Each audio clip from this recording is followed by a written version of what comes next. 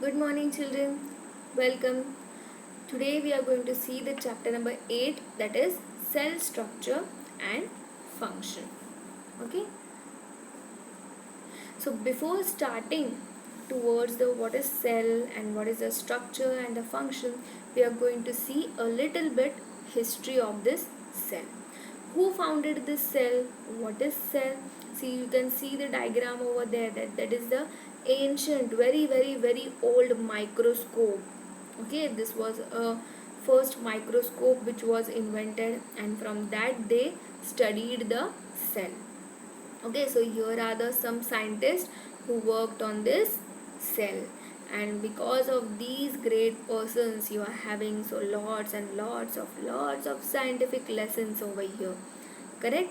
So I think you have to learn them, not learn them, but you have to see what the great works have done, correct? So firstly we are going to introduce the Robert Hooke.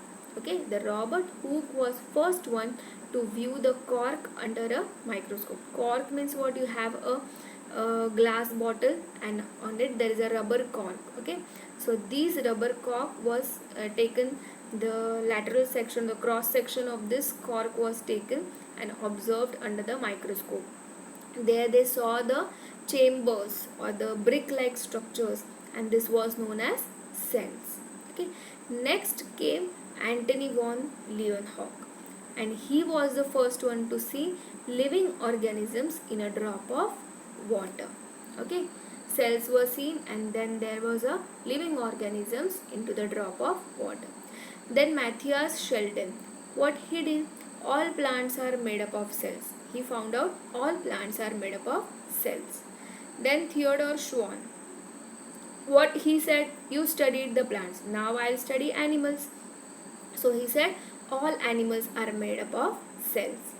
Next, Rudolf Virchow, he said all cells come from the pre-existing cell, that is the reproduction is taking place into them to uh, take birth the new cell. Okay, so now these all scientists put forward the cell theory. Okay, so cell theory means what? The story of cell. So all living things are composed of cells. Cells are the basic unit of structure and the function in living things. New cells are produced from the existing cells. That is the concept of reproduction started over here. See, you can see here the plant cells. Okay, where the scientists observed the plant cells, and they what you can say, they inferred that the cell is the basic structural and functional unit of life. Okay, for the MCQs, for the very short answer, you have to remember this line: cell is the basic structural and functional unit of life.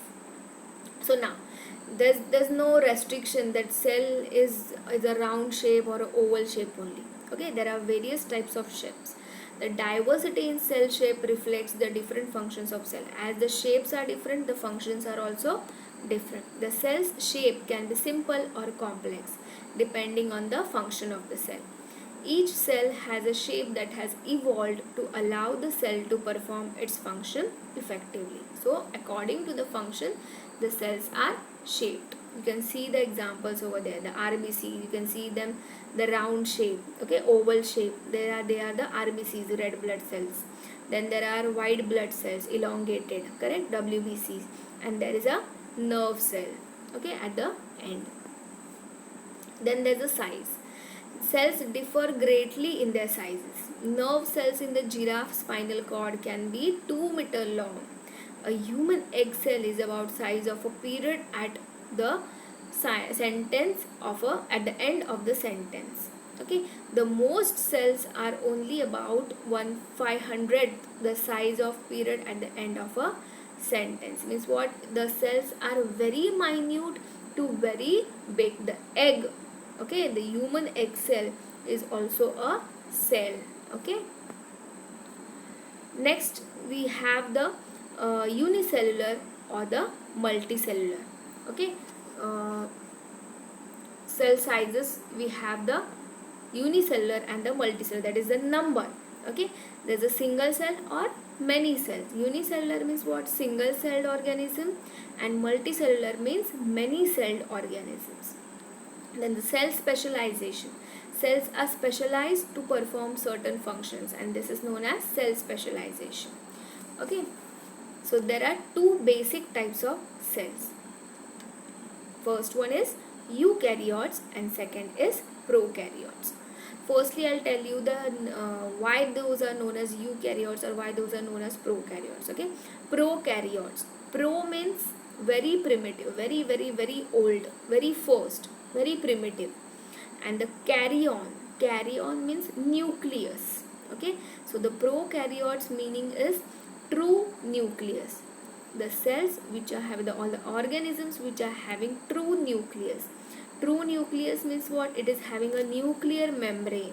Okay, the content which is present in the nucleus is surrounded by the membrane, and this is known as eukaryotes. Okay, and the prokaryotes means what? There is no cell membrane. It is a primitive one. So the nucleus is not having the membrane.